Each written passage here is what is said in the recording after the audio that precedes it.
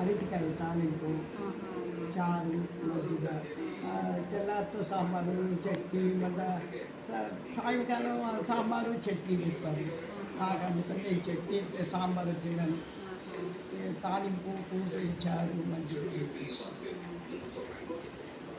ఇదే అనుకున్నాను. మొన్న మేడం వచ్చింది చెప్పిన నాకు చలికాలం వస్తే కొంచెం పాలు కావాలి అన్నంలోకి అంటే నేను చెప్తానండి. మనంగా ఇప్పుడు 15,000 అదంతా 10,000 అంటే అన్నీ మనకు చేస్తూ ఉన్నారు. సేన చెప్పిందంట ఇది కావాలి అది కావాలి అందువల్ల 15,000. ఇక్కడ కొంతమంది 12,000 10,000 ఉండరు, వాళ్ళే దించుకుంటారు, వాళ్ళు వేసుకుంటారు.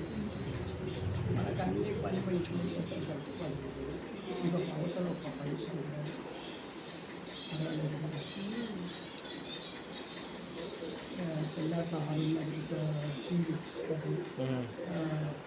12 8:30 గంటలకు టిఫన్ ఇడ్లీ ఏదైనా దోశను ఇది సేమియా ఉప్మాలు రవ్వ ఉప్మాలు అది ఏదైనా ఇచ్చిస్తారు. మనకి ఏది కావాలంటే చేస్తాం. నాకు ఇడ్లీనే మెత్తగా బాగుంది, చాలా బాగుంటుంది. ఇడ్లీ తీసుకొని తినేస్తాను, ఒంటికి ఏం చేయలేదు.